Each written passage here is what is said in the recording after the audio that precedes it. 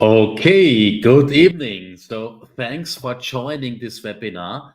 This webinar is about several rules for signals that allow you to use signals in a more safe way. The thing is, if you start using signals, they really look cute. You have the impression you just have a variable that gives you a getter and a setter, and that's it. However, if you use it that way, you will run into several pitfalls. And the goal of this webinar is to show you how to prevent such pitfalls. For this, I've prepared several slides and a bit of live coding for you. And let's get started with a little story with some, let's say, with some pictures. As you might know, I live in Austria. And when people think about this little tiny country in the Alps, people think about nature. They think about the mountains and so on. And they also think about something like skiing. And besides this, sometimes people also think about quite a serious topic. We don't talk much about this serious topic, but it's on everyone's mind. This serious topic is nothing else than Sacher cake. Yeah, that's right. It's nothing else than Sacher cake. It's one of those desserts that are specific to Austria. And besides Sacher cake, we have a variety of other desserts here. And this is what this whole webinar is about. It's about Austrian desserts. And besides this, we will talk about several things in the area of signals. Computed signals, don't underestimate them. They are far more powerful than you might think. We talk about effects, when to use them, how to use them, how not to use them. We talk about the RxJS interop. We talk about stores, which is the missing link in the whole signal story. And I will also talk about the gray area where we use signals as an event. Something we normally want to prevent, but there are situations where this is really tempting. And for those situations, we need a solution. The result of all of this are 3 rules of thumb for safely using signals and 3 hints. That means we are looking at all those topics and distill those rules and hints out of it. Those rules and hints helping you to use everything in a safer way. Before we start, let me introduce myself. I'm Manfred. I'm a trainer and consultant for Angular, and I'm focusing on Angular in the enterprise. In this role, I'm doing a lot of workshops and consulting. Besides this, I'm quite connected to the Angular community. I live in Austria, where we have Sacher cake. I do a lot of stuff in Germany. On average, I'm every second week in Germany, and this since 2008. I'm traveling across the countries in Germany, the federal countries, and I'm helping their people with Angular in the enterprise. And besides this, I'm always happy if I can work together with people around the globe. We have several customers in the Switzerland or in Belgium or in other countries of Europe. Okay, cool. So let's get started with the most important topic of today. It's about Austrian desserts. And for this, I have prepared a little tiny application. You see it here. This is my application I'm using today to showcase all my rules and hints. And it shows you several Austrian desserts. And you can rate them. You can say, okay, Sacher cake is okay, Apfelstrudel is okay, but honestly, the best is Palatschinken, which is our way to refer to pancakes. In German, there is a different term or several different terms. It really depends on the region. In Austria, we call them Palatschinken. I've done some research why we have a different term for it. And the reason is we took this term from Eastern Europe because Austria was quite connected to Eastern Europe several years ago or several hundred years ago. And we just took the term from there. And the term landed there from Latin, from the good old Romans, and it means cake. So I think it's quite a good term to refer to pancakes, to just use a Latin term that means cake. Yeah, butter chicken is really nice, but if you want to go pro, you go with ice cream pancakes. Butter chicken filled with ice cream. It's really the best, and trust me, 5 stars out of 5 stars is not enough here. And that's why I introduced a cheat mode into my application. This cheat mode will play a larger role when we think about how to use everything nicely together with signals. When I'm double clicking here, then I can rate it with up to 500 stars out of 5 stars. 500 out of 5 when it comes to ice cream pancakes, mathematics does not count anymore. Besides this, we can also search for the original name. We can search for the Austrian name, Palatschinke, or we can search for the English name, which is pancake or something like this, or Saka cake or cake in general. Yeah, seems to work.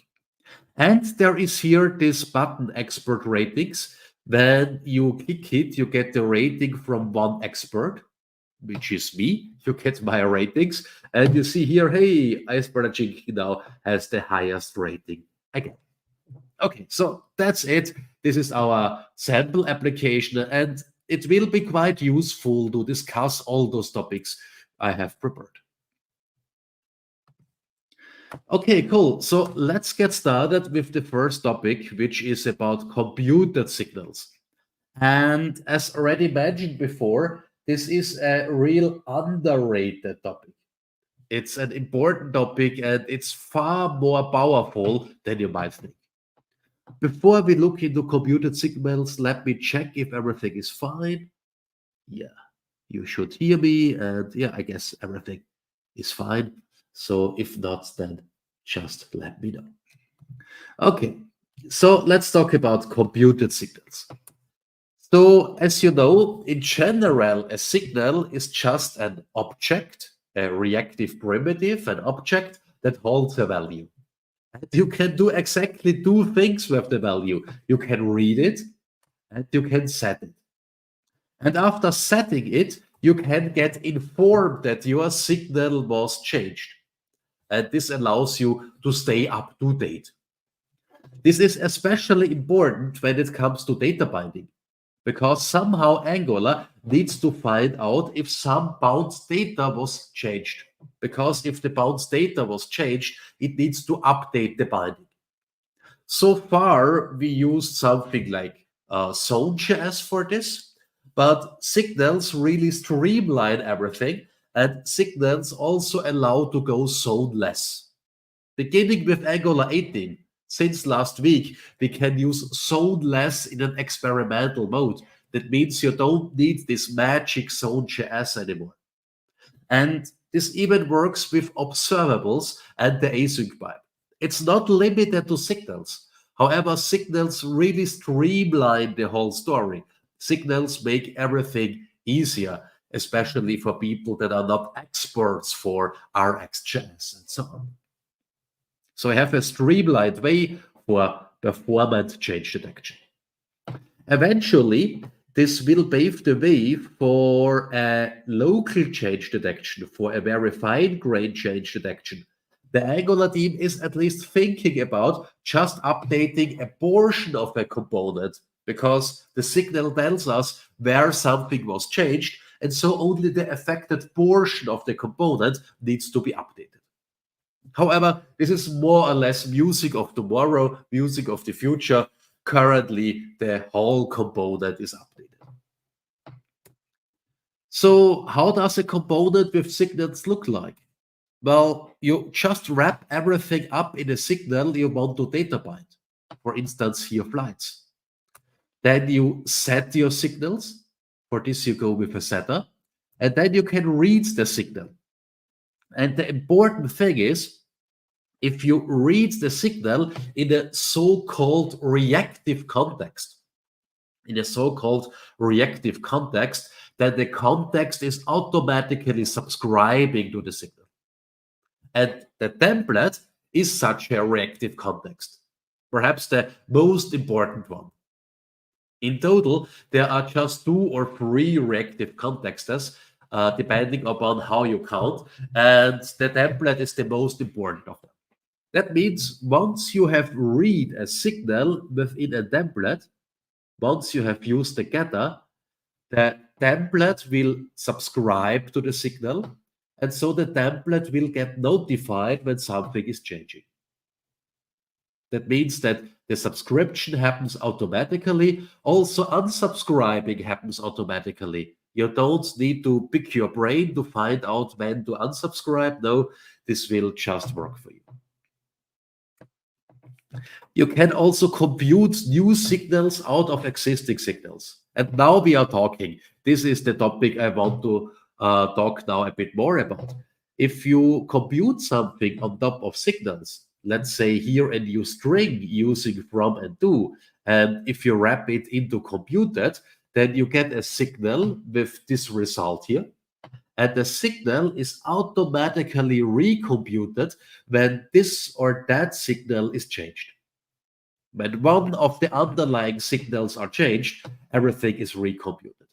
And that means you are always up to date.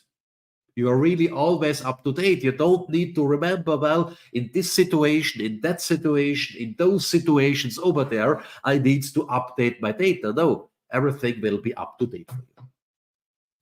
Computed more or less gets another reactive context, and so it subscribes here to those signals, and so it will be informed when they change. Importantly, computed is updated in a lazy way. If no one is using a computed signal, it won't be updated. So you really need to use it, for instance, by means of data binding, and then it will be updated. From an architectural perspective, computed is really important because it allows you to define your view models. Your models that represent the state you already have in the form your view needs. Perhaps you have downloaded flights and passengers, and some views might need just the flights, some might need just the passengers, some might need passengers with flights, and some might need flights with passengers. Using computed, you can just restructure the data you already have to the form you need for data binding. You can make sure you have a view model that is kept up to date. And there are some other benefits of computed, and we will look into them now in this first live coding session. For my live coding sessions, I'm always presenting the name of a branch here. You get the source code afterwards. And if you check out this branch, you have the same situation as I had. That means if you want, you can check out the branch and repeat my example. Or if you just want to see the solution, just jump to the next branch, lexically to the next branch, which would be 01B. So it's really lexically sorted. And yeah, then you get the solution of everything I'm doing here. Okay, cool. So let's try this out. Let's have a look into our desserts component. So in here, I have a default Angular component. I get some services, and everything that is data bound is a signal. I have a signal for my filter, original name, and English name. I have a signal for my loading indicator I want to display so that the user knows what's going on. And I have a signal for my search result for the desserts that are displayed. The search method is quite straightforward. It defines an object containing the filter values. For this, I'm just calling the getters of my signals. And then I'm passing this object to the dessert service, to its find method. The result is an observable with desserts. So I'm getting those desserts here, and I'm putting them into my signal desserts. This is straightforward. Then here I have a helper method. It could also be a helper function because it does not really need a thing from my class. And this method, doRated, is taking a desserts array and your expert ratings. And both is merged together. So let's say we have loaded our expert ratings. In this case, those expert ratings are just a dictionary, or as we would say in JavaScript, an object that is mapping the IDs of my desserts, the desert IDs, to something like the rating. So if I have here something like 7.4, then this means that desert 7 gets 4 stars. Or 8.5 means desert 8 gets 5 stars. So here I'm just passing in this map. I'm passing in my deserts and I'm combining everything. I'm mapping all my deserts.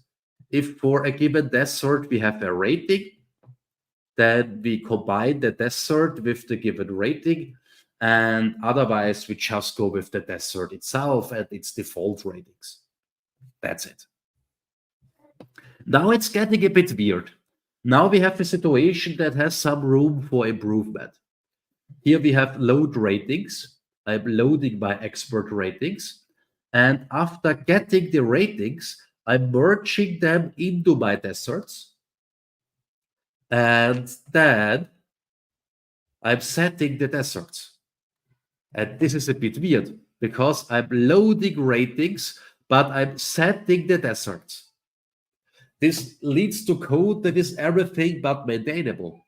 Because when I use this style of programming, I need to remember, well, every time I have done this, I need to update the deserts. Every time I have done that, I need to update the deserts, and so on and so forth. And I have less locality here. Even though it's about ratings, I need to deal with deserts. So this is something that can be improved for sure. We not only set the deserts here within load ratings, we also set it here when I'm calling update rating. This is the method that is called when I'm clicking on, let's say, 5 stars. It tells us, well, the desert 5 now has 5 ratings. So let's improve this. Let's improve this with computed signals. For this, I'm introducing here a new signal that's called ratings. Desert ID to rating map.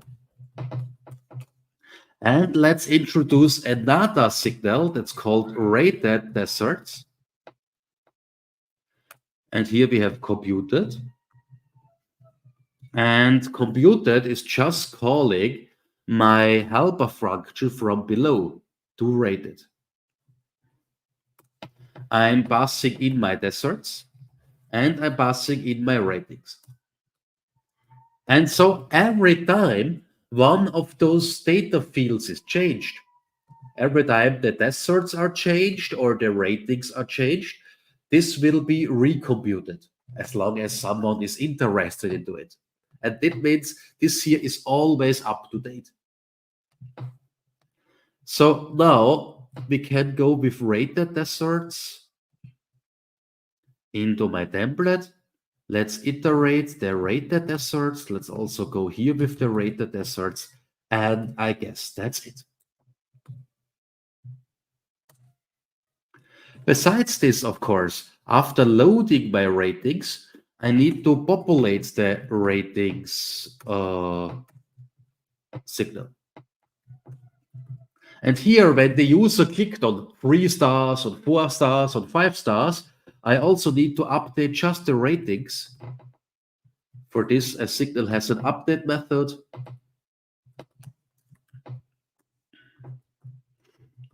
Here, I'm projecting the current ratings to the new ratings. That means nothing will happen. However, we could clone the existing ratings and then add something like this here, ID rating. And that's it. This style also prevents further issues. For instance, it prevents that we are merging together the ratings of several experts. Because if I always update my deserts, then they might be updated with the ratings of the first expert, with the ratings of the second expert, and then I have a combination of both. And this is nothing I want to happen. I just want to display the current ratings of the current expert, and with my calculation, this is assured. So less bugs and easier to maintain. Let's try this out. Let's click expert ratings, and hey, it works. And let's go here with a filter, Bala Chicken, and it also works. Awesome. I have another example for you that shows all those ideas. And for this, I'm switching to my rating component. This rating component is the component that displays up to 5 stars, or in cheat mode, I think 500 stars. And we can click those stars. Currently, I have something like a traditional two-way data binding. I have here input for rating and an output for rating change. And something that is not really fun is I always have to remember that I need to call this method here, update stars. Update stars is defining a stars, let's call it Boolean map, bitmap. If I want to display the first 3 stars as checked, I get a Boolean map with true, true, true, false, false. If the first 4 stars are checked, then I get true, true, true, false. So this here needs to be kept up to date because I need some data I iterate over in my view to display these or those stars. And so I always need to remember that I need to update this map here, this bitmap, this Boolean map stars, when something was changed. For instance, in the beginning, when I realize I have more ratings than max ratings, then I could say, well, seems like this was rated in cheat mode. And so we need to increase the max ratings, plus we need to update the stars. Or after rating by hand, I need to update the stars. Or after entering the cheat mode, I need to update the stars. You see, this is really annoying. So let's also implement this in a nice way.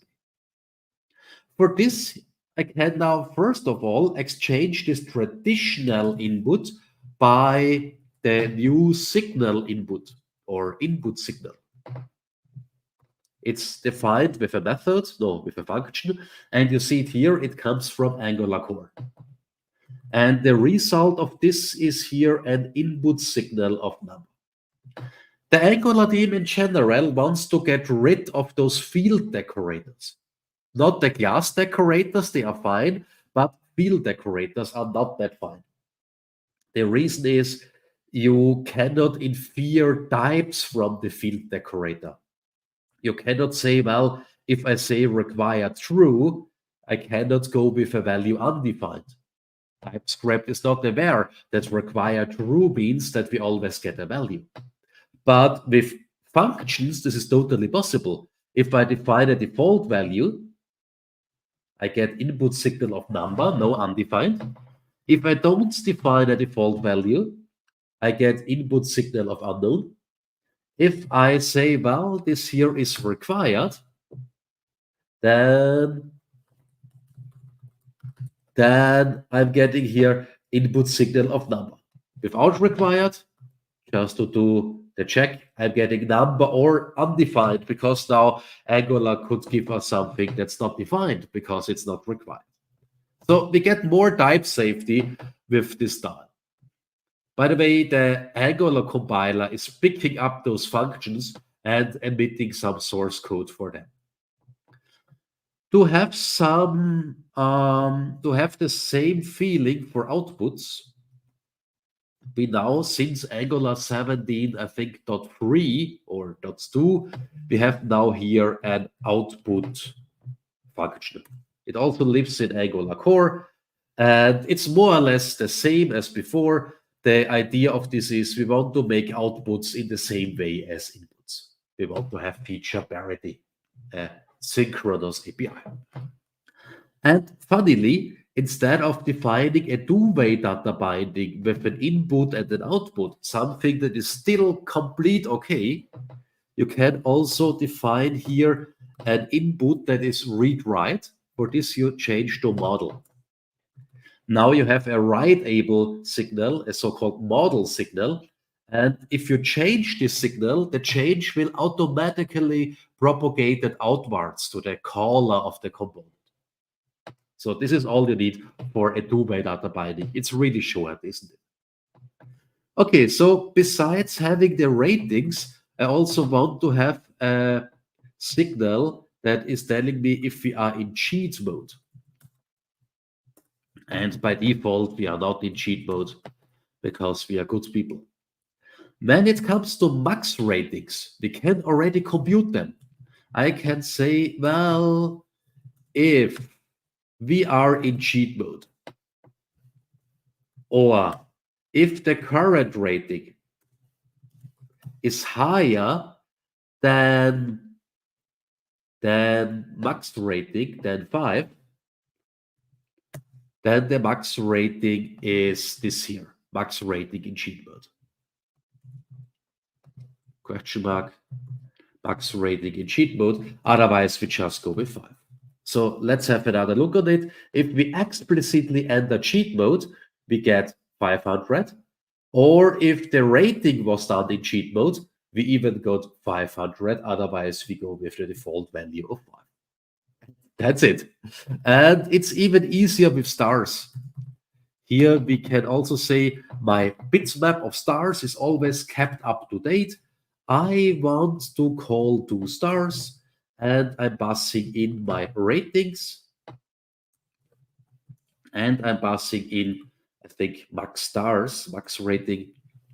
And yeah, every time this or that signal is updated, this bitmap will be recomputed. And now you see something beautiful. Now you see that we can dramatically ease the remaining parts of this component. We can get rid of unchanges. We don't need it anymore because now everything is kept up to date automatically, which shows that computed will eventually replace a lot of cases we used hooks in the past, like ng on update. We don't need this updater function. This could be an external function. It is just a pure function. And when it comes to rate, well, I just need to call the setter. And that's it. You remember, it's a model signal, so the new value is automatically propagated outwards. And when it comes to going to cheat mode, I really do stuff that concerns the cheat mode. Namely, I'm putting cheat mode to true. So also this shows we are more stream-aligned here. Let's get rid of all the unnecessary imports. Let's update the HTML. Now here I need to iterate over my stars signal, and that's it. Okay, cool. Let's try it out. Expert ratings, hey, voila, chicken. Yeah, seems to work. So now we used signals and computed signals to dramatically simplify the structure of our application. It's less magic, more maintainable, more straightforward. And this brings me to my first architectural rule. Synchronously derive state wherever possible. The important term here is synchronously, because computed signals only work in a synchronous way. For async stuff, you need other building blocks beyond signals. Currently, signals are only really suited for synchronous stuff. And as you will see in the course of the next demonstrations, this rule enforces some other important rules. So they really stick together. Okay, awesome. Let's talk about another topic which spawns up a new reactive context, namely effects. we will talk about when to use them and when to not use them, because I have the impression that they are currently really overused. For this, let's have a look into the next demonstration. So first of all, what's an effect? Well, the answer is an effect at first glance looks similar to computed. It is also something that is using signals. However, the big difference is instead of computed or other than computed, the effect is not returning something. It's not computing something, it's producing a side effect. For instance, I could log out the original name and I could log out the English name.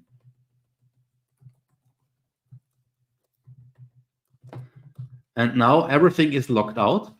And once those values are changing, this one and or that one, the effect is re-executed.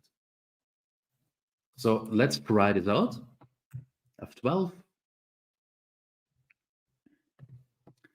AB, AB, AB, yeah, seems to work. 1, 2, 1, 2, 1, 2, seems to work. My console output is repeated. And funnily, what you see here is already a good example for an effect. Effects are there for rendering actions that cannot be done with data binding. And obviously, writing something to the console cannot be done with data binding, so the effect is here the right tool. So it's about rendering without bindings. Yeah, this is a good example. Perhaps a better example is displaying a toast message. Every time something is changing, you want to display a toast message. For this, in this application, I have a very simple toast service. And I want to display how many desserts we've loaded.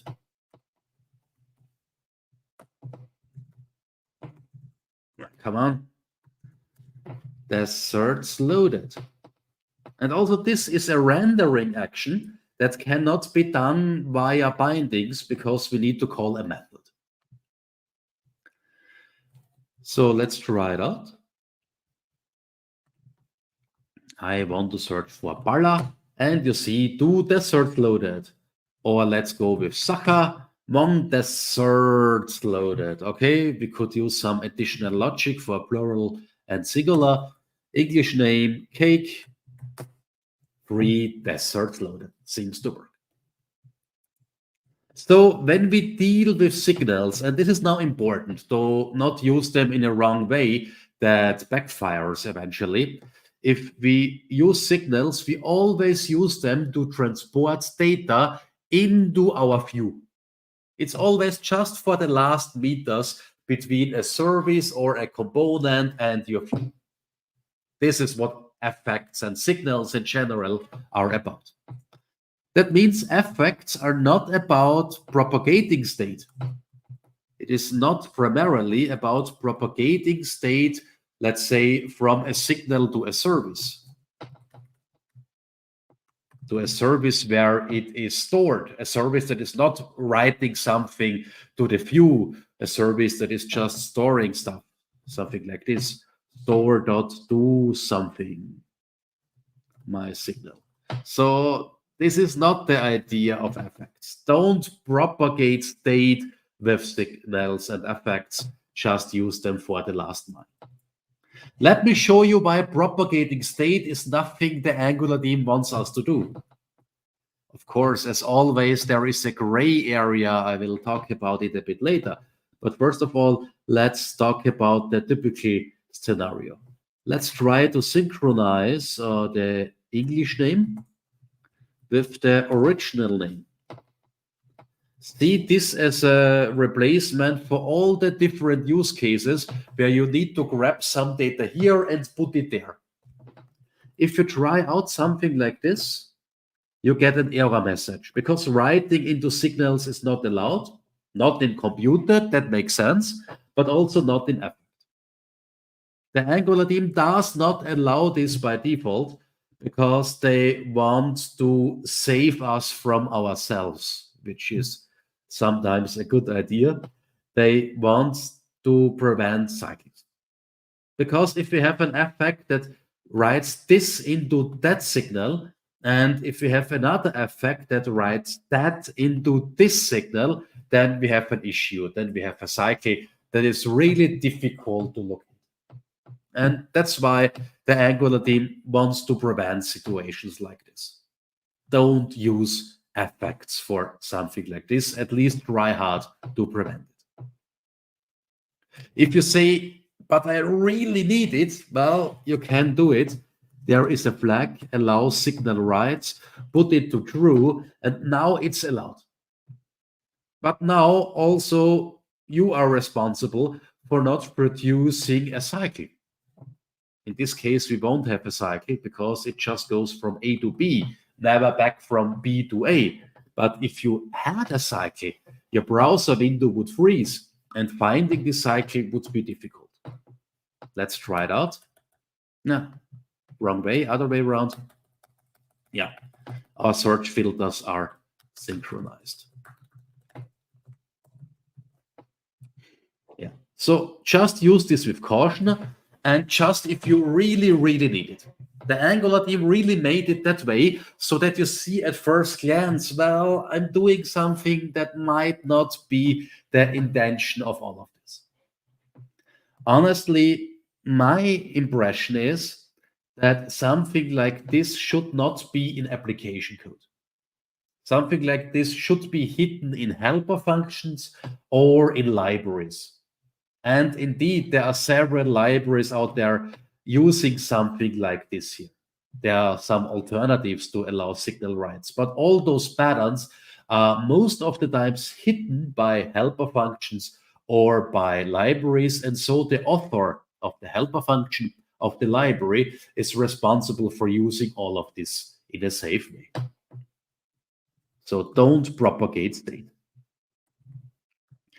So what's the alternative to propagating state with effects?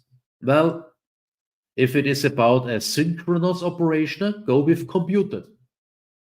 And if it is asynchronous, we need something else we will discuss in some seconds. Let me show you another thing that is important when it comes to signals. Let's say we have here a timeout of 2 seconds. And after 2 seconds, we are updating our signals. I'm setting original name to X.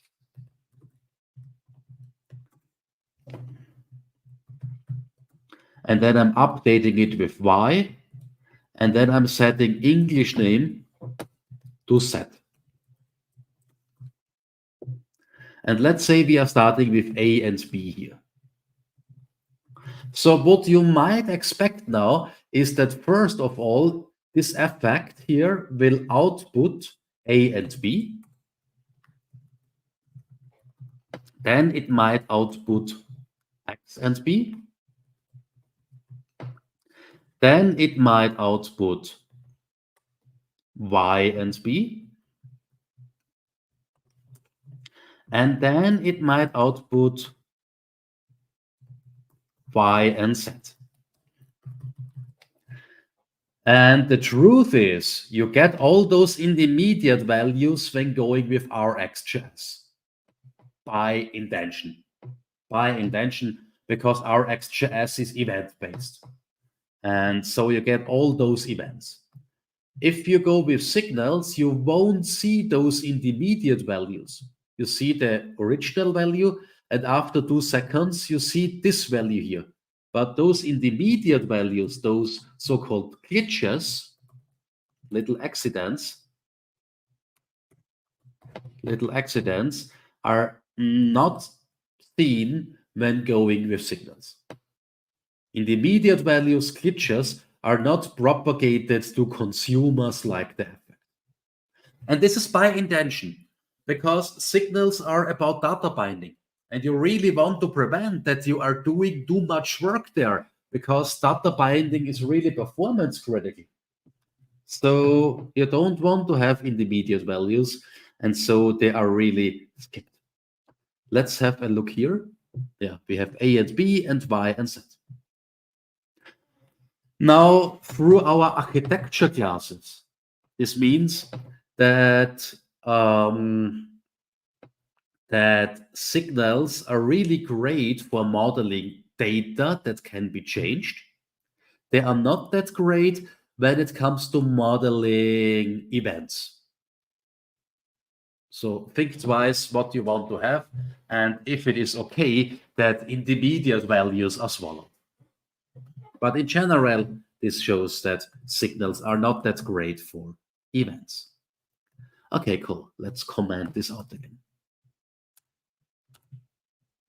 This brings us to the second architectural rule. Avoid effects propagating state and signal rights. Avoid effects that not just go the last mile for you into the view, but that take some data here and put it there. This can lead to cycles that are really hard to hunt down. Let's talk a bit about the RxJS interop. The thing is, signals can do nothing you cannot also do with RxJS. So if you love RxJS, go with it. However, signals are easier for a lot of use cases, and that's why the Angular team implemented them. They are easier. However, they are not that powerful. It's just a subset. And so in some situations, you really need the power of RxJS. And this is where the RxJS interop comes in. This bridge that allows us to convert signals to observables and observables to signals. And to save me from typing too much, let me check out here the next branch. This is the starter branch. I'm directly jumping to the branch with the solution.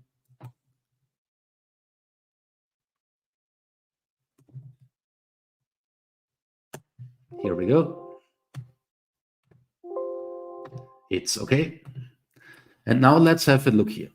So I have implemented a type ahead. When I'm typing, I don't need to click any button. I immediately get my result. And immediately means after a debouncing of 300 milliseconds. So let's say I'm typing in here Sacher. Yeah, I'm automatically getting Sacher cake. Or Palatschinken, then I'm getting my Austrian pancakes. And obviously, for something like this, we want to use RxJS. So let me show how I used it. To demonstrate this, I just used the doObservable function, and a bit later the doSignal function. Both are located in Angular core RxJS interop. So it's really an integrated part of Angular. I use the first one, doObservable, to convert my signal to an observable. And I'm doing the same with the second signal. And then I'm using all this RxJS power, stuff I don't want to implement by hand because it's already there. I get it for free. I use combine latest, I use a filter because I only want to search for data when the user at least entered 3 characters here or there. I'm going with debounce time. I'm going with switch map to switch over to the result of my desert service. I'm using catch error to deal with issues. So all of this is something I'm getting for free, something I don't want to write by hand. I think writing something like debounce time or switch map by hand is really error prone. Plus, switch map really gives you nice guarantees. Switch map gives you guarantees in terms of race conditions. Let's say you have a request A and an overlapping request B. Because the user is changing the criteria, the search criteria, before we have found the A records. And then before we have found the B records, the user is changing the criteria to C. SwitchMap has a nice guarantee for such cases. SwitchMap only goes with the last one. Everything else is aborted. And this is something you would expect as a user if you change your filter. If you change the filter to C, you don't want to see the A and B values. And you don't want to blink your UI because A, B, and C is displayed in a row. No, if you change it to C, you just want to see C values. And we have the same with other flattening operators for free. You know, there is merge map, and there is concat map, and there is exhaust map. And all of them give you some guarantees how to deal with overlapping requests out of the box. And this is vital, for instance, for preventing race conditions. Okay, this here is now my observable of the third array. And the observable of desert array is converted back to a signal called deserts. And then I'm going on with the signal magic. You remember, I'm calculating my rated deserts out of my deserts and so on. By the way, the data type here is signal of desert array. Ignore this never. Signal of desert array, because I have an initial value. Without an initial value, I get signal of desert array or undefined. The thing is, an observable does not necessarily have an initial value, but a signal always have a value. And if there is no initial value, we are getting undefined. To prevent undefined, just set this initial value explicitly. Okay, this leads to two hints. Signals play really well together with RxJS, and avoid race conditions. Go with RxJS, SwitchMap, ExhaustMap, and so on, or use loading flags. Loading flags so that the user knows what's going on.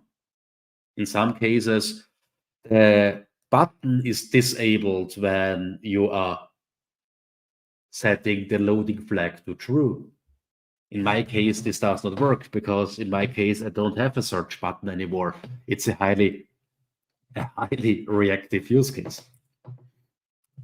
But think about this, think about race conditions. Let's now also talk about stores. Stores is something, or the stores are something, I'm always calling the missing link of the signal story.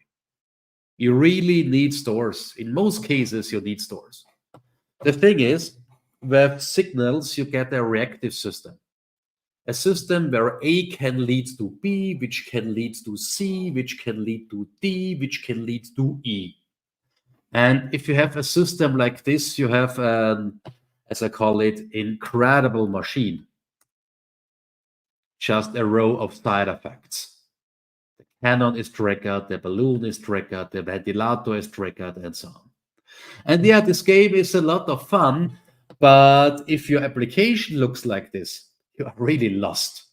And you really have an issue, because then it's not maintainable anymore. Then you cannot even reason about what happens if you set a value here. So prevent this incredible machine. To prevent this incredible machine, we have to control our reactive flow. And for this, stores are really great. A store is, in general, something that takes an intention from, most of the times, a component. I use the abstract term intention here because the technical implementation of this intention can differ. In the Redux world, the intention is expressed by an action I'm sending over. When it comes to lightweight stores like the signal store, the NGRX signal store, then the intention is just a method we are calling there. But somehow we need to tell the store what we want to have. We need to trigger an event. And then the store starts working like a Duracell Rapid. It does something in a synchronous way, or most of the times in an asynchronous way. This is done in the store quite often using RxJS, because when it's asynchronous, RxJS helps with race conditions. We have just discussed it. And then after this operation has been executed, new data is stored in signals. Using computed signals, we can project this data to our view models. And via those signals, traditional ones and computed signals, the data flows down into the component, or to be more precise, into the component's view. That means that this here is what we use signals for. Propagating states down, in this case, from our store to our view. And this always happens in a synchronous way. Signals are not capable of doing something in an async way. But here we are lucky, because they don't need to deal with async stuff. The store is dealing with async stuff, so we can upload this to the store. And also for the left side, in most cases, signals are not usable, because the left side is about eventing. And signals are not that good when it comes to expressing events. So this is here really the use case where signals shine, the right side of the story. For the middle part, we use the store. For the left part, we use events or RxJS.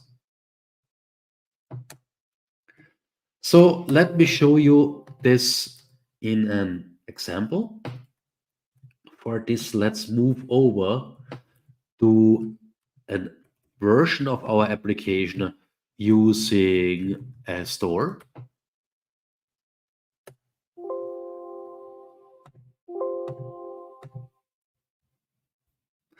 My store here is really simple. It's a handmade store. It is just a service that gives me signals. Via those signals, data is flowing down. And it provides methods that will trigger actions, synchronous and asynchronous actions. And when those actions are done, the signals get new values one more time flowing down to my template here, where the signals are data bound. And as you see here, having such a store makes everything more streamlined. Sending an intention upwards, getting data down. Besides writing a store as a service, besides using a handmade store, you can also use ready-to-use stores. For instance, the traditional NGRX Redux-based store, meanwhile, nicely supports signals. And there is something like the NGRX Signal Store. It's more lightweight, and it also nicely supports signals. So I would encourage you to look into such ready-to-use libraries, because they really work well, and they cover a lot of repeating use cases.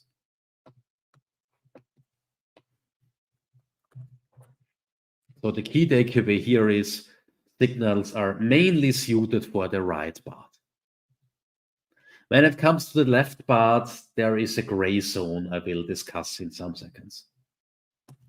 This brings us to the third architectural rule. Stores make your reactive flow more manageable. Intention up, data down. Now let's talk about this gray area. Sometimes you want to use signals as events. Sometimes you want to use signals on the left side. Sometimes you want to trigger something here above when a signal is changed. Why is this critical? Well, first of all, we have the glitch-free property. That means events might get lost on the left side. Then, propagating such an event to the store via an effect quickly leads to signal writes. We have a new ID, We want to set up the ID to the store, and of course the store will write the ID. And this gives us an effect with signal writes if the store writes the ID into a signal.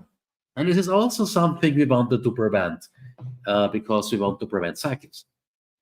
And this can lead to chains of changes and cycles. Chains of changes where A leads to B, leads to C, leads to D, and cycles where we just run in circles. What's the alternative? Well, most of the times you can just use some event instead of a signal. I mean, the signal is not changing from alone. If this here is your signal, and this here is the time, the signal is not changing from alone. There is most of the time some event that is updating the signal. And instead of now looking to the signal, instead of getting informed by the signal itself, we could also hook up the event itself. So directly using the root cause instead of listening for a signal is quite often a good solution. So we listen to the click event and not to the signal that was changed by a click event. This quite often works nicely. However, not every time, because more and more APIs in Angular are signal-based, and we don't want to bypass those APIs. And sometimes using the signal behind a signal change, the event behind the signal change might even feel unnatural. Just think about an input box. If we have bound a signal to the input box, we want to use the signal. We don't want to set up a change event for the input box. No, we just want to use the signal and do something if the value is changing. So yeah, in theory, you could go with those events, but in practice, this does not feel right with more and more signals used in Angular. And this brings me to this gray zone I have mentioned before. And this gray zone is not perfect, but there are several strategies of navigating safely through this gray zone. So let me check out the next branch. Let's have a look here. No, it did not really work. I think I need to restart my application. Yeah. Now it works, and now you see each and every tile here, each and every card has a detail button. And when clicking it, we are getting something I'm calling UI for very humble people. It's a very humble UI. It shows the JSON of the current desert. And when clicking next, I'm getting the next one.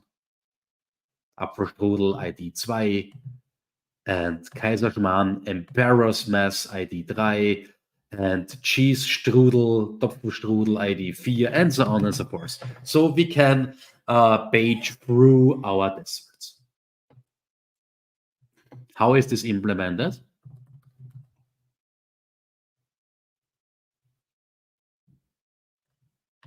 How is this implemented? Well, the thing is, my desert detail component just has an reactive input, a signal-based input called ID. And I've configured the router to populate this input with the routing parameter ID. This is now possible since, I think, since Angular 15 dot something.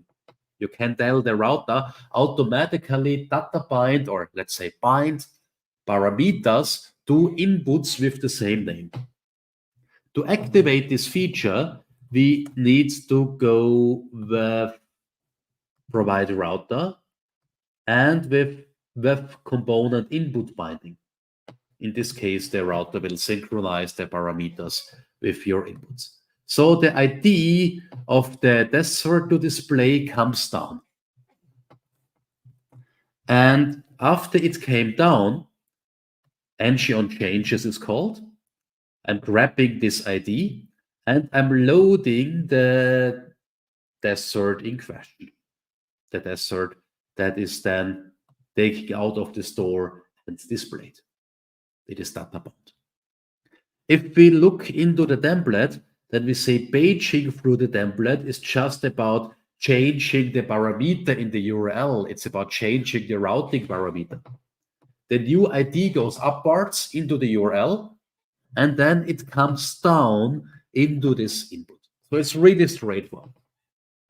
And here, to get a notification when the ID was changed, I'm going with a very traditional strategy and going with ng on changes. And nothing is wrong with ng on changes. However, it's not that reactive.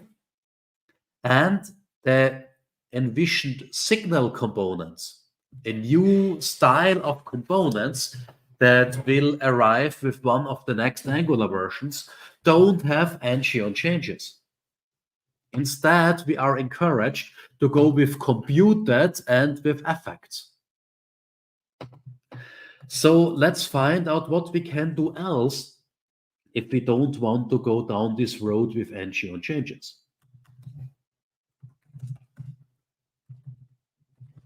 Let's comment this out. Let's get rid here of this interface. And let's try something else. One thing I could do is I could use the so-called signal store, which is now a part of RxJS. And this signal store has a so-called Rx method. It allows us to set up reactive methods. And here I have such a reactive method. I'm calling it RxLoad. And the nice thing of an reactive method is, at first glance, it looks like an ordinary method where I can pass in a value like the value of ID. However, instead of just passing in a value, I can also connect a signal or an observable to a reactive method. That means here I can pass a signal of t, in my case a number, an observable of t or t. And if I'm connecting a reactive data structure here, each and every new value that arrives in there will be processed inside of RxLoad, inside of this reactive method. Let's have a look there. Such a reactive method is set up with Rx method. Here I have Rx method of number, and this gives me here a lambda expression with an observable of number. And now I can just use the pipe operator with all the other operators we have in the world of RxJS. That means every time we have a new value in our signal, this value goes through this whole pipe. And so I can use the whole magic of RxJS like switch map. We already discussed it before. And as a side effect, I can connect here this guy to my method, which means every time something is changed in here, that pipe is processed within my method. So this is nice, but for this you need the ngRx signal store. There are also some other helper functions like this out there. Let's try something else. Let's call this option do. Let's try something else. Let's say, well, just let's go. I think I need to put it here. Let's say, let's just go with an effect. I don't want to align with the rules. And every time my, let's say, ID is changing,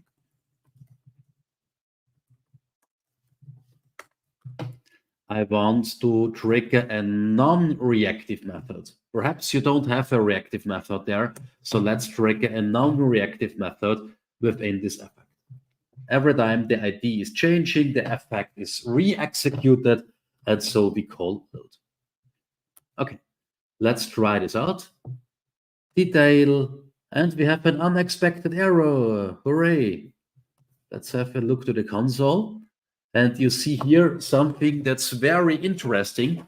You see that it seems like Angular thinks we are writing a signal within an effect.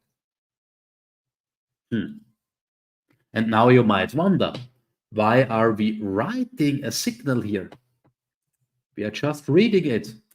Why does Angular complain that we are writing a signal? Well, the answer is this effect is executed not only for this lambda expression, but also for everything this lambda expression is calling.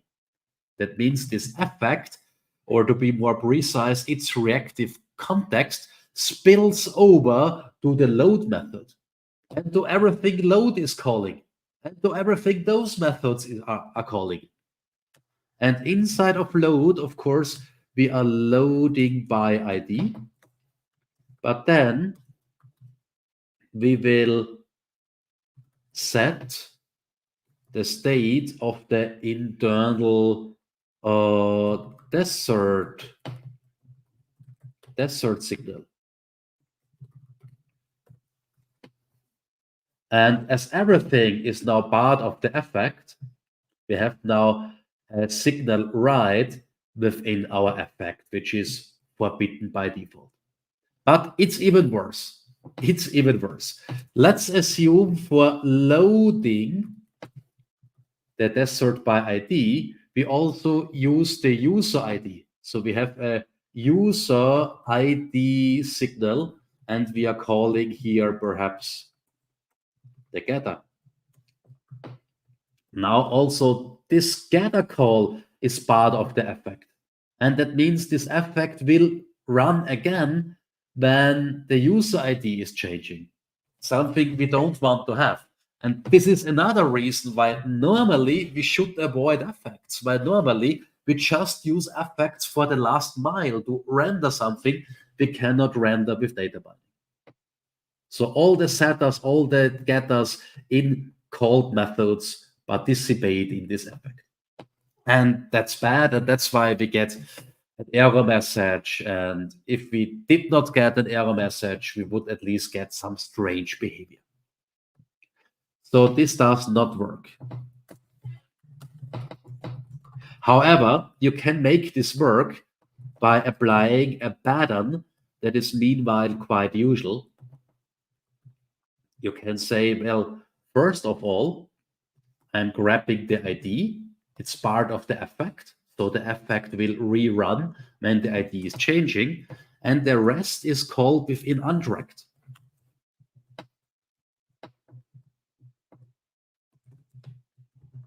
Untracked means the reactive context does not spill over. So this here does not run within the effect anymore. It is not affected by the effect's reactive context. And now everything is fine. So let's try it out. Yeah, it seems to work. We can page through, and no error messaging. So what you see here is really a typical pattern. You find it quite a lot in several frameworks. The first framework is Angular itself. Angular uses it a lot for the RxJS interop to Observable, for instance, is using this here.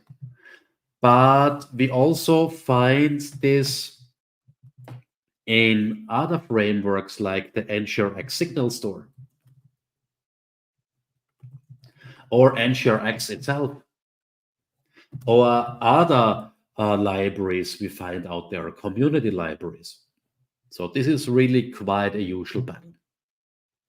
However, writing this by hand does not lead to maintainable code. I think this pattern should be hidden behind a library or a helper function. And that's why I wrote here a helper function doing exactly this. It's called explicit effect. I'm passing in my signal. I'm passing in a lambda expression that gets the current value of the signal and does something with it. So, and if you ask me, this is now more streamlined, and the application developer does not need to think about all those special cases. They just use this very, very simple helper function that is, by the way, nothing else than a generic helper function taking the signal, taking an action, reading the signal, and calling the action within untracked. Some people want to have something like this directly in Angular. For the time being, we need to tinker something like this by ourselves. But as you have seen before, it's not that complicated. As I already spoke about do observable, well, this would be another option. But at the end of the day, it's also the explicit effect game. I could say do observable and then subscribe to it. This would also work. So as we have seen here, dealing with signals that act as a trigger is somewhat difficult. And it's somehow in a gray zone. We really need to know what we are doing. But fortunately, there are some nice patterns. I really love the reactive methods of the signal store. And I also like this explicit effect idea. But use it as seldom as possible because there are some pitfalls as discussed before. This brings me to the third hint. Be aware of the consequences of using effects as events. If you like this whole webinar, you might also like our architecture workshop. It's an advanced Angular workshop, and it deals with a lot of ideas like in this webinar, but also with further one. We talk a lot about maintainable architectures with modern Angular. That means we use a lot of new features of Angular to make an architecture that is maintainable in the long run. An architecture that allows you to change something over years or decades, where you can change something here without breaking something there. It's also about huge architectures where perhaps a lot of people or teams work. It's about strategic design with NX and Sheriff. Strategic design is our leading theory that tells us how to structure our application. With NX and Sheriff, we are enforcing this structure. We talk about micro frontends with module federation. And we talk a lot about signals and how it plays together with your change detection and zoneless and NGRX and the signal store and the RxJS interrupt. We do it in June in German, it's online, and we do it in July in English. And now let's have a quick look at the English page of it. So if you go to our website, AngularArchitects.io, you can switch to the English version here in the top right corner. And if you scroll down, you immediately find our architecture workshop. And here you see this strange guy. And if you scroll down, you see the agenda. You see we are talking about a lot of things that are really useful when it comes to larger enterprise scale Angular applications. And here you find the English event. It's in the mid of July. And for the next 2 weeks, we have our early bird phase. That means the tickets are a bit cheaper. Prices will increase afterwards. By the way, normally we do this workshop in 3 days. In this installment, we span it over 4 larger days. We have the same amount of hours, but having 4 larger half days, for instance, here in Europe from 2 to 6:30, allows us that you can also concentrate on your daily business. On the afternoons, you are with us. In the mornings, you can deal with your daily business. And it allows us to pick up people at the East Coast, American East Coast, Canada, US, and South America. So feel also free to participate. Okay, cool. So book it now. Use the early bird. Let's come to a conclusion of all of this. We have seen 3 rules and 3 hints. When it comes to the rules, the first rule is synchronously derive state where possible. Avoid effects propagating state and signal rights. Effects taking a state here and putting it there. And stores make your reactive flow more manageable. At the end of the day, this looks then something like this. And signals are mainly used on the right side. In the middle, the async action takes place. And on the left side, most of the times you use an event. Using signals there is kind of a gray zone. And as mentioned in the beginning, those rules enforce each other. Instead of propagating state, we can synchronously derive it, or we can delegate to a store that takes care of asynchronous actions. And after using the store, one more time, we can use synchronous derivations, like computed, to get our view model out. So they really enforce each other. When it comes to the hints, then we should remember that signals play well together with RxJS. We should avoid race conditions. RxJS really does this in a nice way with switch map and so on. We can also go with loading flags and be aware of this gray zone of the consequences of using effects as events. And there is a last thing I also want you to remember. Please, please, please always keep it in mind. Namely, the only thing you need when you come to Austria is Eisparachinken, ice cream pancakes. It's the best dessert. Ignore everything else like saka cake. Just go with Eisparachinken. And that's it. So thanks for joining today. And now let's have a look to your questions, because now it's time for the Q&A.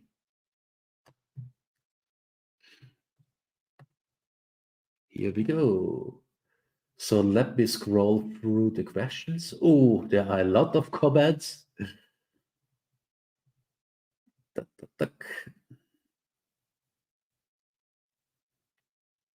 Boy, a lot of people are here.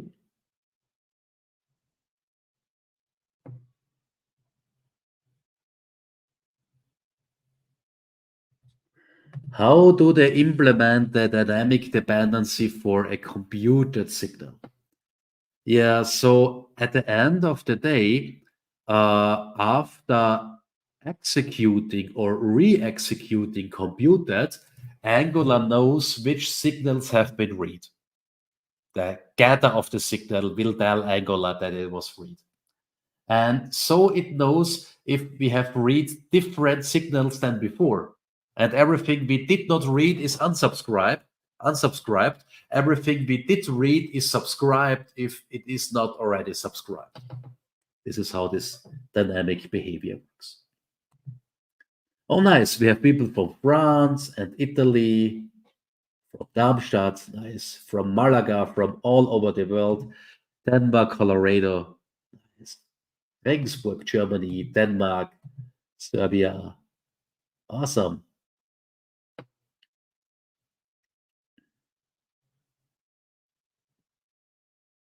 Okay.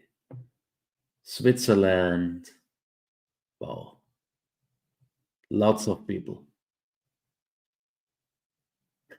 Some people are hungry now, yeah, because of the metaphors. If a signal is only set or get, how can I get notified about the state change? Yeah, this is an excellent question. And for this question, I want to do some pseudocode.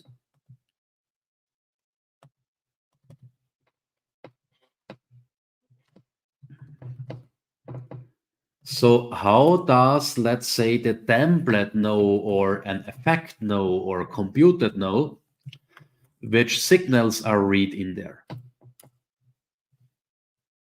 For instance, my signal. How does it know? Well, the thing is, when we start a reactive context, then the reactive context puts itself into a variable. Let's say, first of all, the effect function. This is really just pseudocode. Is creating a context, and then it's putting the context in some object dot current context, my context. And before it does it, it saves the old context. Okay? And then it is executing its stuff like the action we have sent over. And then the current context is set to the former context again.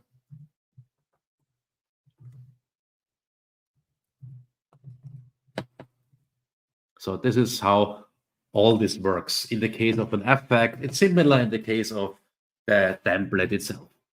And so we always know what is the current context. What is the current context of the current building block? It's always here in this variable. And the getter function of the signal is just checking, is there a current context? And if yes, then we do something like this dot subscribe for this current context.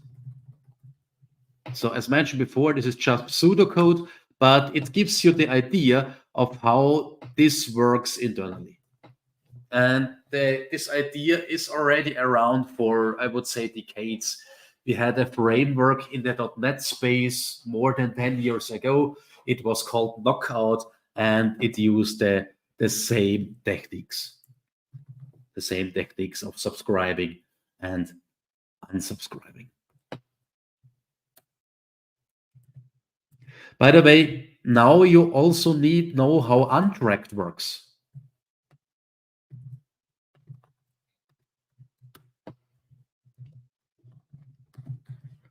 Untracked is setting this here to null or undefined. And so the action that is executed now does not take part in the current context. And after it was executed, after the untracked block is done, we are resetting the current context. So those ideas play really nicely together. Okay. Pakistan. Wow, we have people from Pakistan.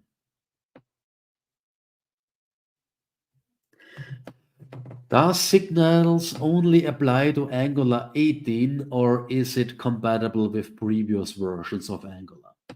Well, you can also use them with Angular 17. Also, with Angular 17, they are ready for prime time.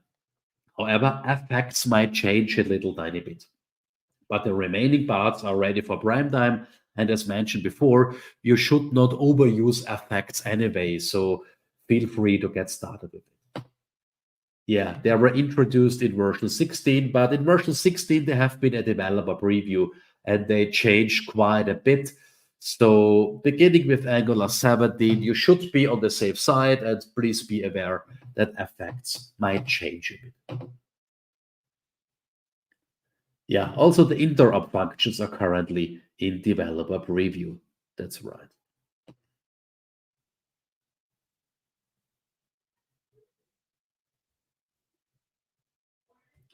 Well, you don't need to utilize a signal in the template, but this is the most usual use case. You can also use the signal directly, just call the getter. And if you call the getter outside of a reactive context, just in your component, you won't subscribe to it. But if you use it in a context like affect or computed, then this context will subscribe to your signal. Yeah.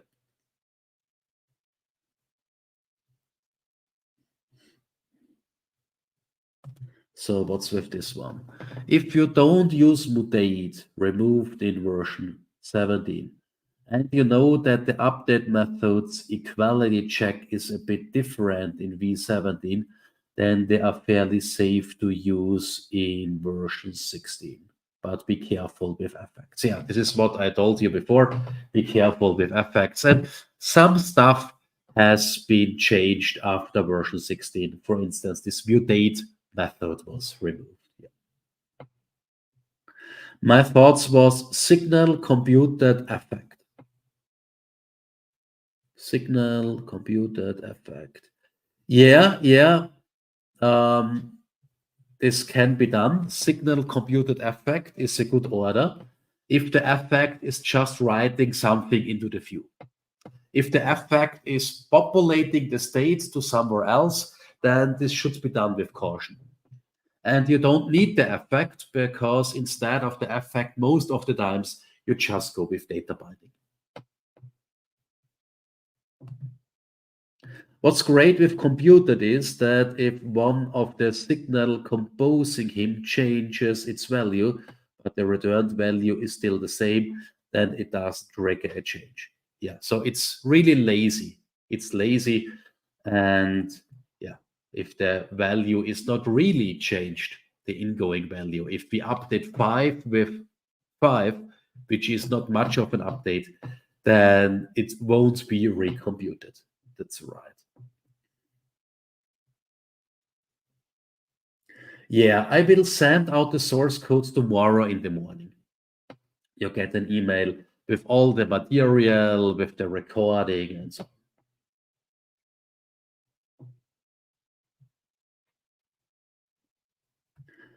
on. You can also use computer together with signal inputs. That's totally fine.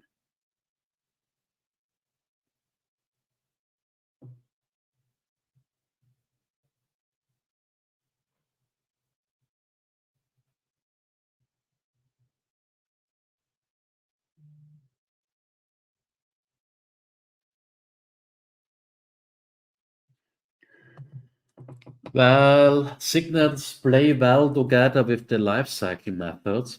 For instance, computed and effects are only executed after the component was initialized. This prevents us from getting null value and undefined values, especially undefined values. This is one of those things. Another thing is in the future, a lot of life cycle methods will be replaced by signals and stuff around signals. Especially ng on update will be replaced by signals, effects, and computed. But also now you can replace after content checked and after view checked and so on with signal-based APIs.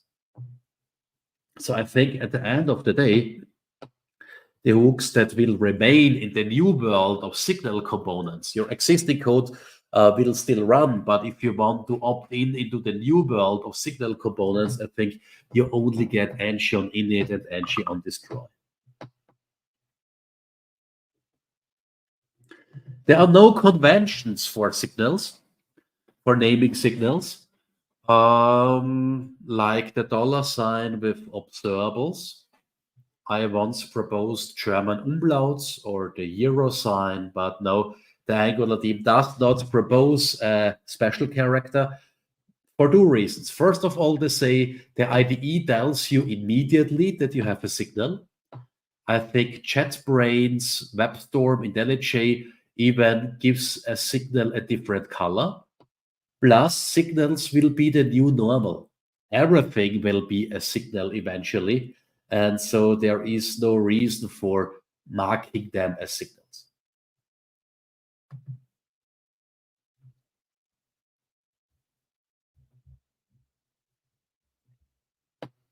What's the difference of set and update? Well, set is just a convenience wrapper of update. So let me do some pseudocode again. Update is nothing else than getting the value, modifying the value,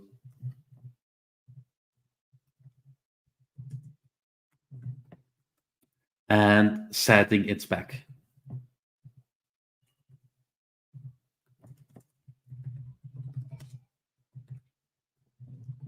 It's really the same. So in theory, you would not need update. You can just go with get and set, but update streamlines it a bit more. Let's see how it works with update. Here we would say, well, let's update the current value to modify the value. So I think it's a bit more readable, and it really shows at first glance that something is updated. Here we need to see that first of all, the getter is called and then somewhere below the setter.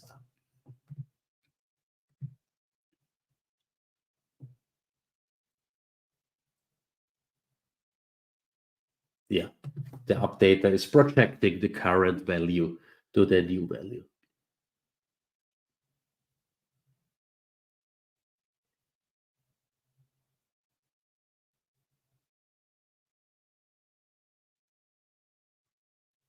What does synchronously mean in Angular?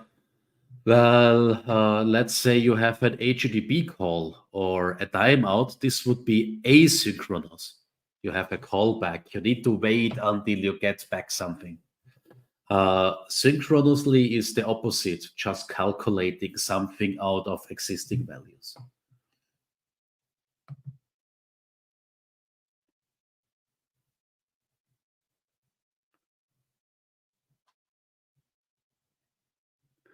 Well, it's more the change itself within the signal that needs to be synchronous. Calculating something in an asynchronous way, like calling a backhand service within computed, does not really work in the signals world. And you might get overlapping request and hence raise conditions. Yeah, I think this is a matter of taste. You can put effects into the constructor, you can put them into a variable. Both is fine.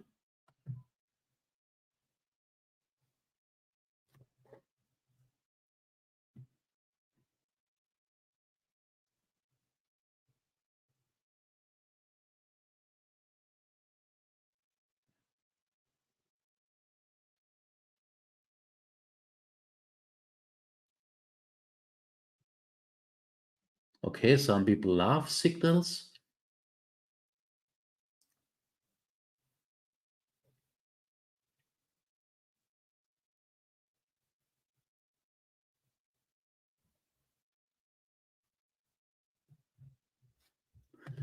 This is a good question. So what's the difference between having an observable data with async, with the async pipe, versus a signal that is used in a template?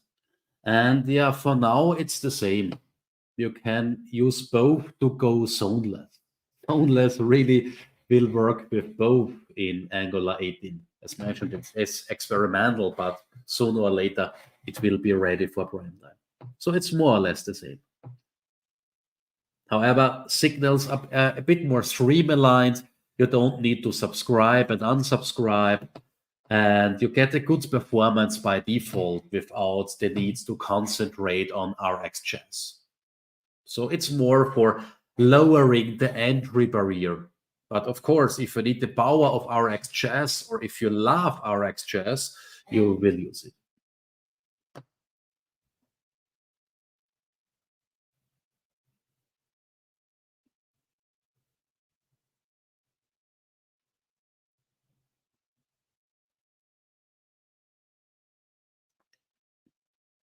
Yeah, signals are for data binding. I think this sums it up quite nicely for data binding and mainly for data binding. I think this caused some confusion because originally signals have been envisioned to be a general purpose reactive building block, but the truth is currently they are mostly most fitting for data binding.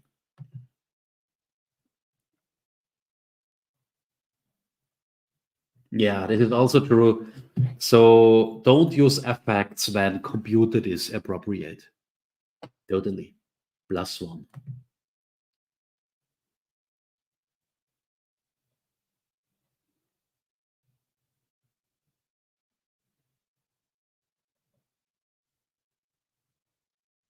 Some people are wondering what's it about getting rid of decorators. Well, first of all, it's about getting rid of field decorators, not about class decorators, but getting rid of field decorators and exchanging them by special functions allows us to tell the TypeScript type system what's going on.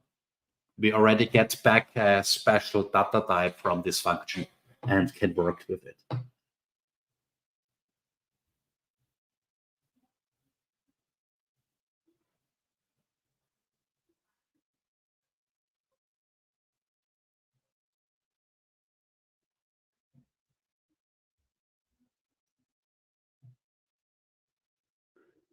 A lot of comments. People were discussing a bit, which is good. Well, currently you need on Bush to get the best performance out of Angular, even though you go with signals. But once we have those signal components, there is no on Bush anymore because those new signal components we will get in the future of Angular will automatically just use signals for improving the data binding performance.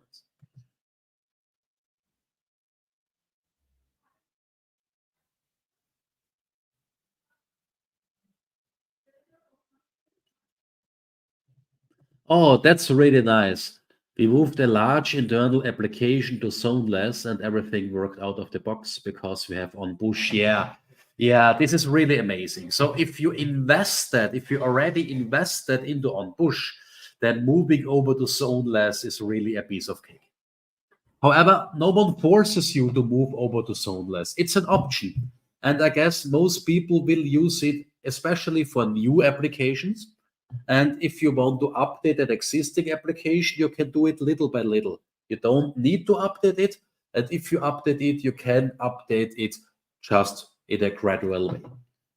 The Boy Scout rule, leaving the place better than you found it.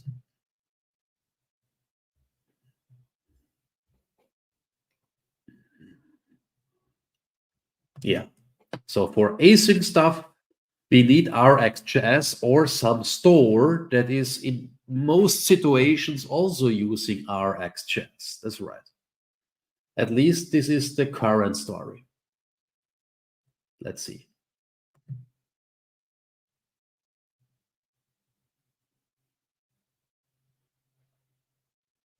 Yeah, that's true. Now you should go with a store, but a store can also be something simple like a service or the NSureX Signal store, which is really very, very simple compared to the Redux-based NSureX store. But yeah, having a store is quite typical currently in most frameworks.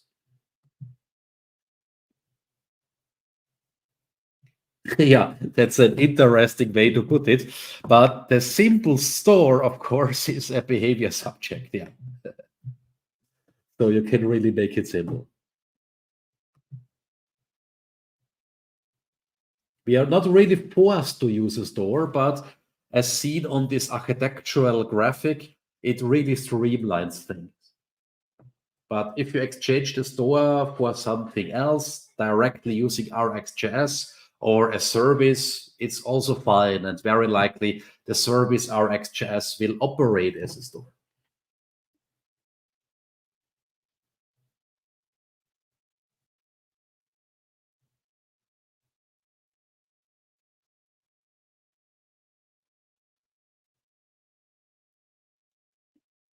Yeah, a store streamlines it.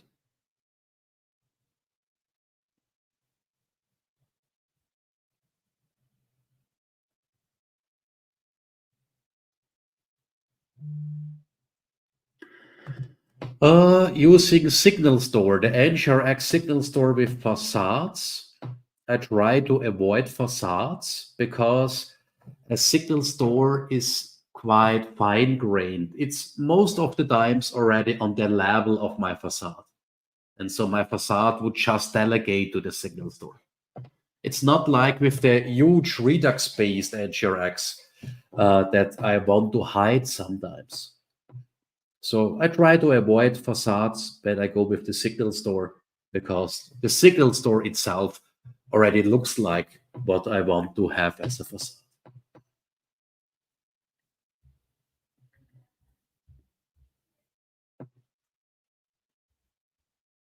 Ah, yeah. Here someone said the same. Yeah. By the way, Lars, if you want to discuss your migration to Zoneless, let's agree on a date for an interview. I would love to do an interview on such stuff like migrating to Zoneless. So if you would be interested, reach out to me and then we can record something.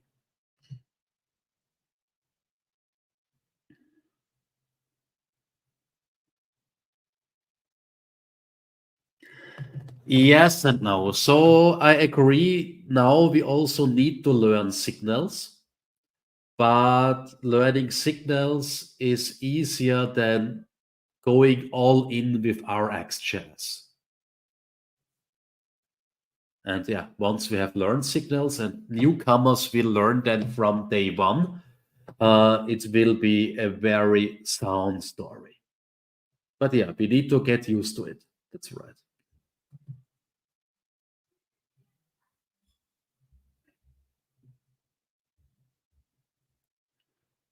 Okay.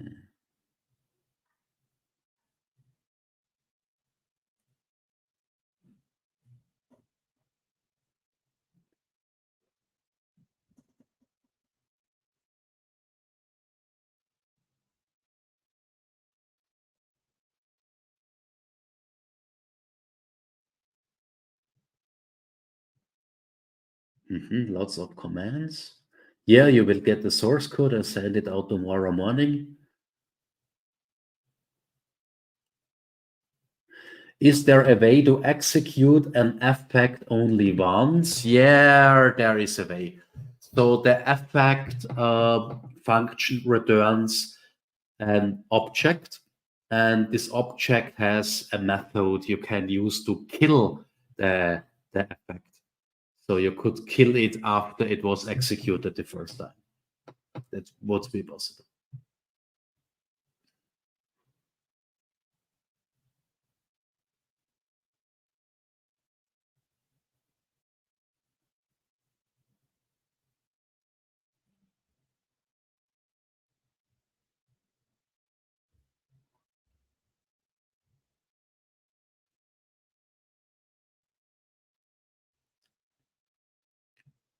That's an interesting one. Is it a safe way, for example, to update a list in one part of the page based on an intention that comes from three components deeper via signal and affect? Yeah, but I would not directly implement this intention or the handler for the intention in the component above, in the parent component. I would put it into a service. Or you can also expose the component itself as a service or parts of it, interface segregation. But yeah, I would go with services for this. And then I have a shared service for a subtree in my component tree. What is the true advantage of using a library for state management like NGRX? Well, you get a lot of stuff out of the box. Everyone knows how it looks like because NGRX is meanwhile well known. And so also everyone is forced to work in the same way. And besides of this, quite often there are already helper functions you needed to write by hand otherwise. But yeah, some people don't use existing stores. They're they write their own stores. It's also a possible way.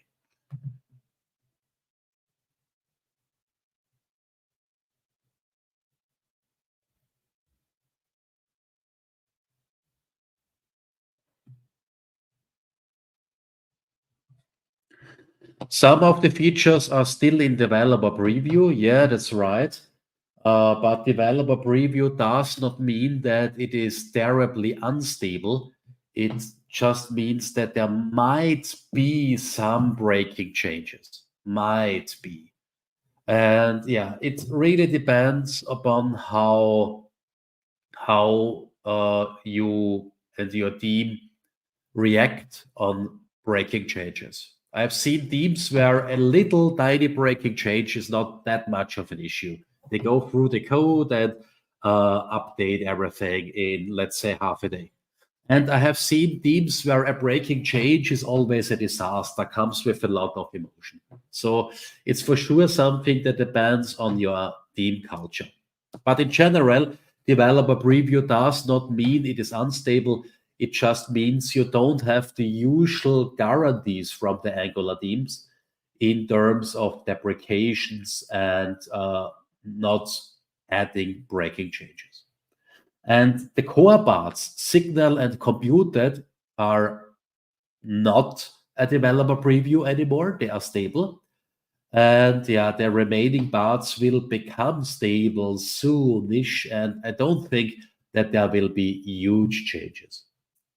So I personally will start with all of this stuff now.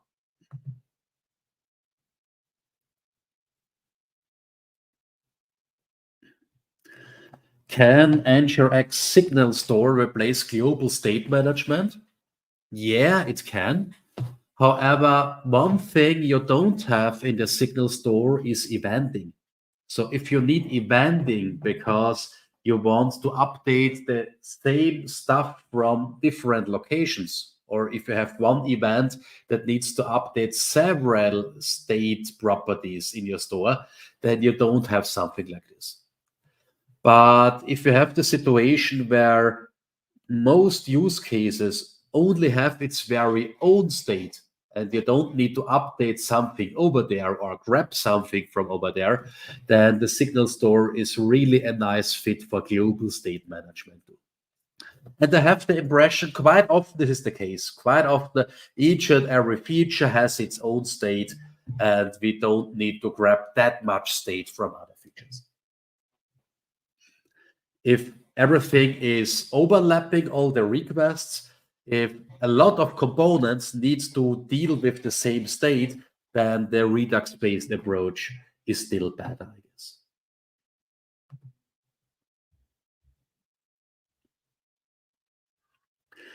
Yeah, so basically RxJS can be used for everything, and signals are currently just suited for synchronous stuff. Yeah.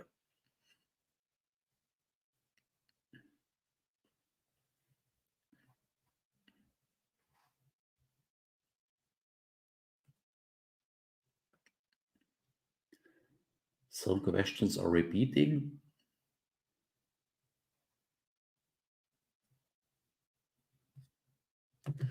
Why didn't the Toast service in the effect launch when the effect was created, considering that the signal has an initial value and should have triggered it at the beginning? Yeah, that's a good question. For this reason, I have a start value.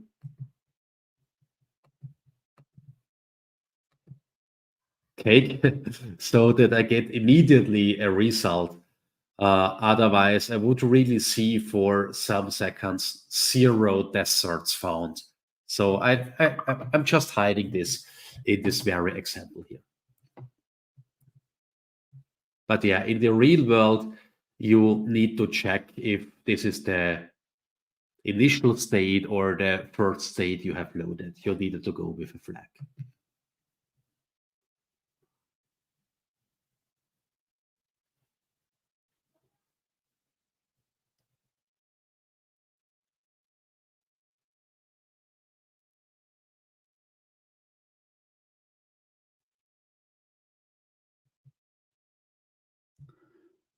Um, how would you use signals in services propagating to several components? Are there pitfalls using models in Shadow DOM changing value of signal in shared service? No, not really. Just put your signal into your service and make sure the components use those signals. And whenever possible, data binds them. If not possible, you'll need to go with effects. Also, computed is fine, but avoid this effect story as mentioned before. Yeah, just put your signals into services and use them in different components. That's totally fine.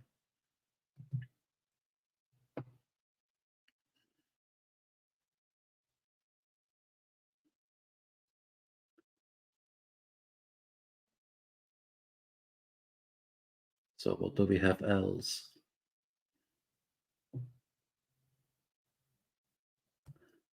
What's the difference between Sheriff and Angular Architects DDD?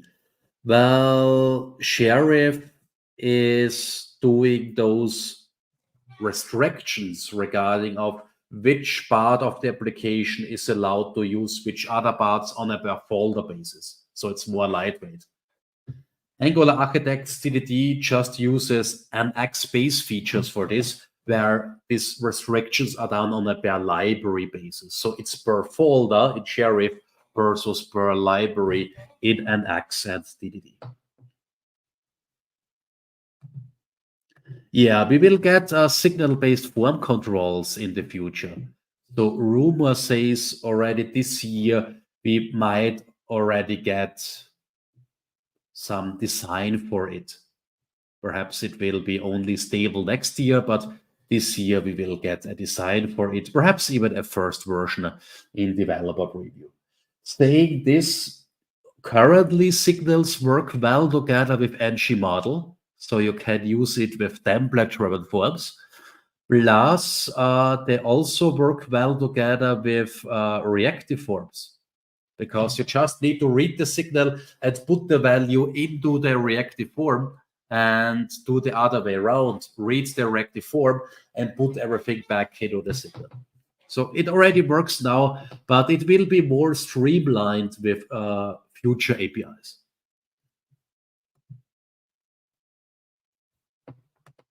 Well, you can use pipes together with signals, but in my opinion, in most situations, you will just go with computed signals. I think we will see pipes less and less because you can just use computed to get your view model.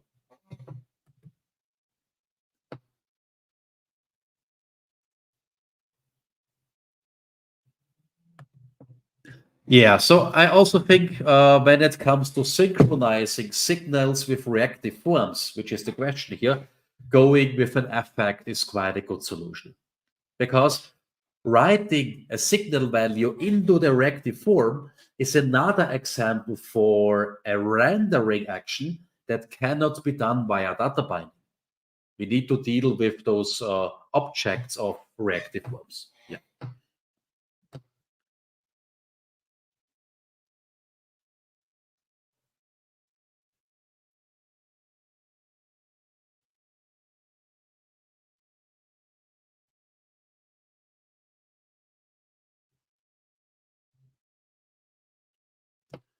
Do you think is it a good practice to use signals in services as data models? Yeah, totally, totally. So more or less, this is what we do when we go with a store, especially with a lightweight store like the Anchor X Signal Store. It's basically a service holding some signals, and signals have been designed for this use case.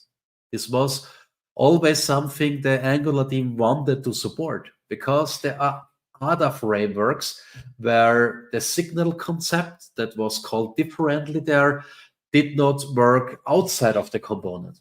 But in Angular, signals work everywhere. Effects should be used within building block, an Angular building block, at least within TI context. effects computed. But signals themselves can be put everywhere.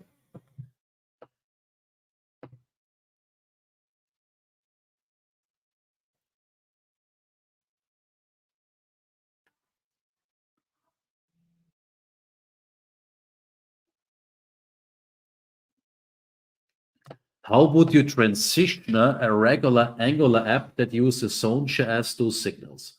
Well, those are two dimensions. We have with zone and without zone, and we have with signals and without signals. And both is possible. So all the combinations are possible. For instance, you could use signals with zone, but also without zone. And if it is about how to transition an existing application, well, the good message is you don't need to update everything at once. You don't need to update your stuff at all. If you say you are done, then you don't need to touch your code. But if you say, well, we need to maintain it for the long term, then you can start adding signals little by little. For instance, by just using them for new code or for code you need to update a lot. So you can really use it little by little to introduce those new concepts. However, as long as you have traditional code, moving over to zoneless will be difficult. It's easy if the traditional code is using on-bush and async pipe, but if it is really simple Angular code that is just reading and writing ordinary properties, then going zoneless is difficult. But also here, you don't need to worry and hurry. Zone.js is here. It will stay here. It won't go away. So I think it's more something for new applications. And of course, if you use on-bush consequently, it might be easy to switch over now with your existing application. Yeah, so do it little by little and don't worry about zone.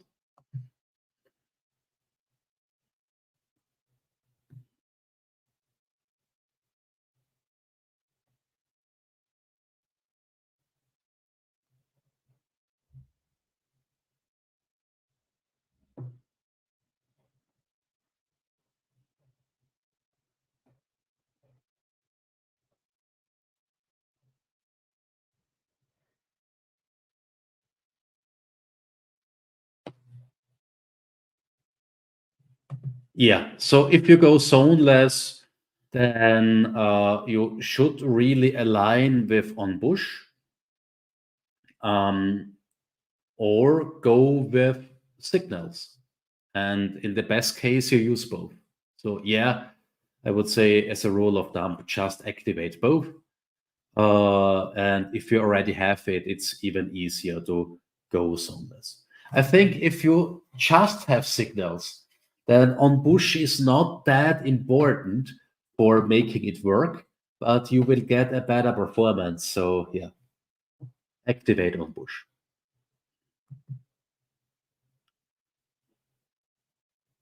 Oh yeah, I've got 500 stars for this webinar, so thanks for this awesome feedback.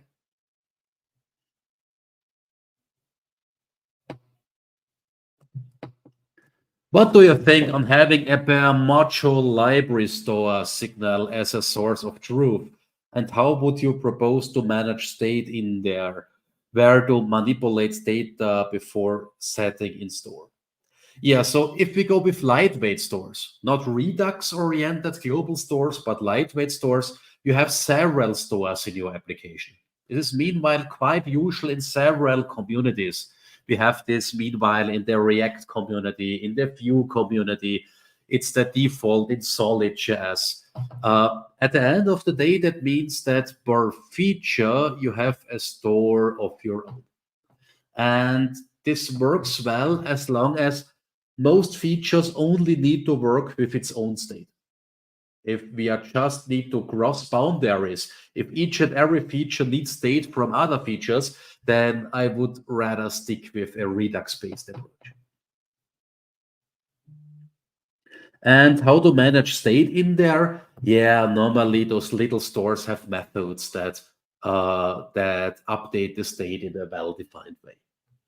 When you go with Redux, you have actions, reducers, and effects.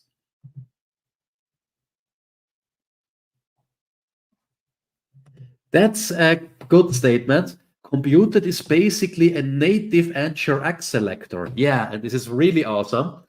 One of the benefits here is you can get signals from several sources and combine them with computed.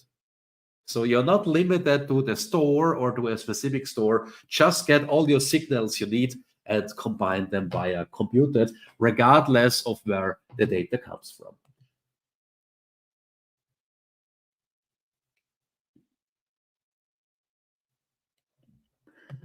They did not abandon the signal component thing. They just introduced an intermediate step. And this intermediate step means you can now, already now, today, go zoneless with signals, but also with the async pipe and observables. So with traditional on-push semantics. And it means in this intermediate phase, we can already now use input signals and model signals and signals for content children and view children. So it's indeed an intermediate step they inserted in the middle of their plan. They decided on this last December. It was quite a surprise, but it's for the better because now we get all this goodness with traditional components. However, once we get signal components, it's a bit more streamlined and it will be more easy for people new to Angular because the signal component will automatically use signals for all this goodness. You don't have to decide if you want to go with it or not.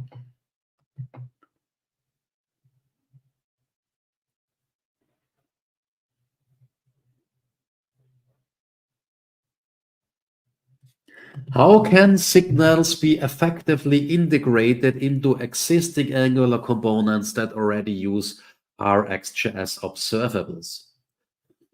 Well, you don't need to integrate it. Everything will still work. And if you use them in a nice way, if you like how it works, then stay with RxJS. You don't need to force signals into it.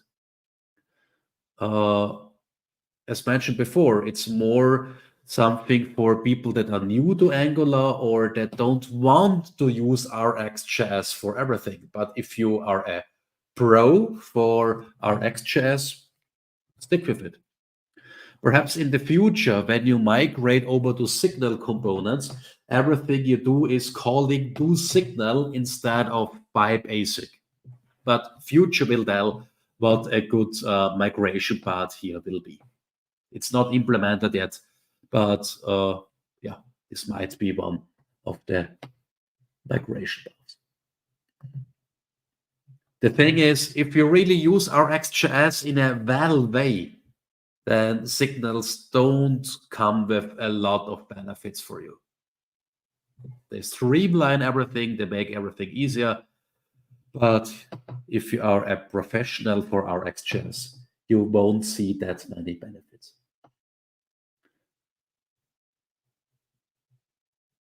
Yeah. So you save several kilobytes if you go zoneless. And you don't trigger the changed action that often. So it's a bit more efficient.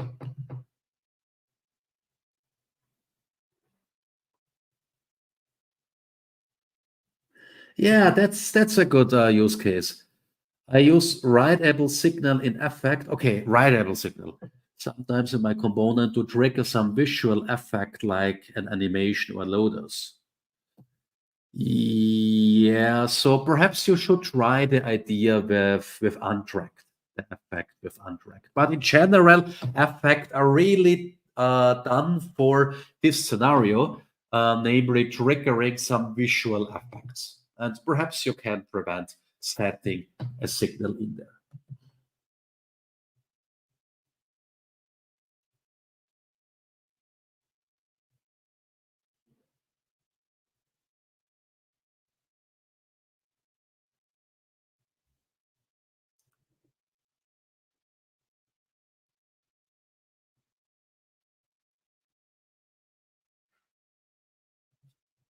That's a nice way to put it. Would you say signals are best at a few part of the model, just displaying on the template mostly? Yeah. So this is really the essence, the key takeaway of all of this we discussed today.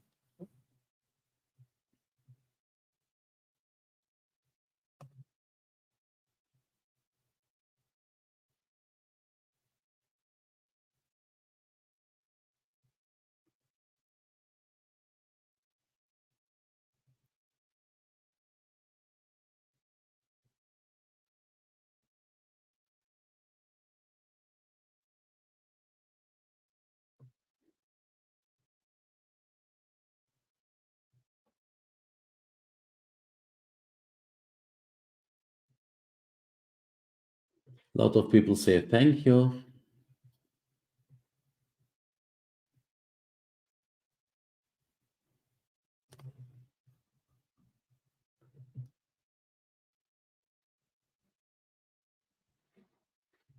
Yeah. So currently there is not a huge difference between using an observable with the async pipe or signals in the view.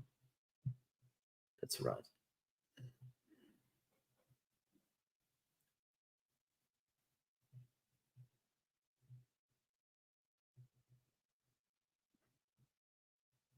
That's a nice question.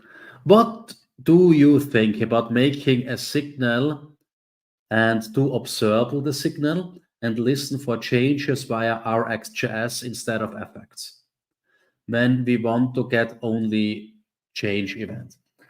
Well, at the end of the day, to observable is doing nothing else, really nothing else than we did in our pattern. It is an effect with untracked. And so in theory, you could also implement this pattern by yourself. However, once you have a signal, you have all this goodness regarding switch map and concat map. You can easily avoid race conditions. And if this is important for you, then I guess do observable is the way to go. If this is not important for you, if you don't need this power of RxJS, then this pattern I have implemented by hand here, as mentioned, effect plus untracked is also good enough.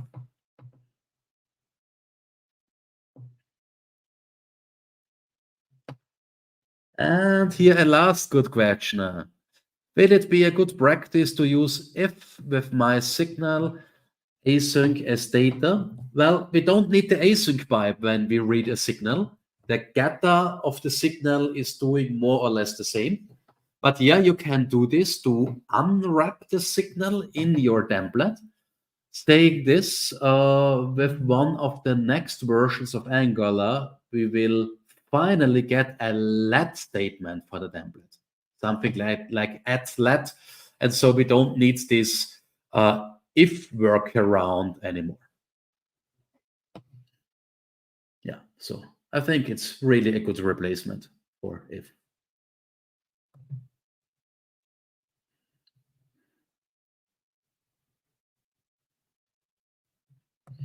So if you use the DDD approach we are talking a lot about, would it be a good idea to have a plus store folder with several signal stores there?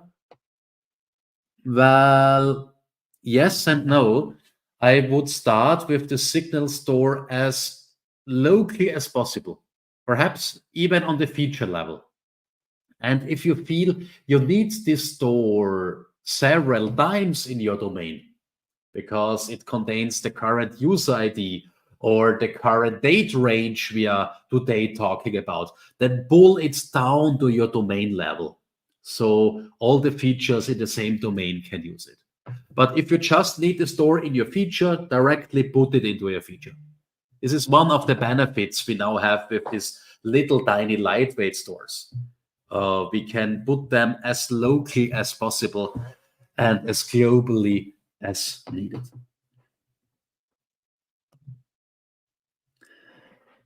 Okay. So are there any further questions? Last round. Ding, ding, ding, like in the English pub.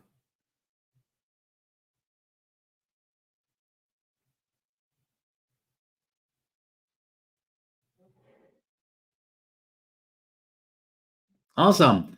So in this case, thanks for joining. I was really impressed when I saw how many people subscribed for this webinar. It looks like there is really a lot of interest. And please don't forget, we have this Angular workshop in July and in English, and in June in German. So perhaps this is interesting for you and or your colleagues.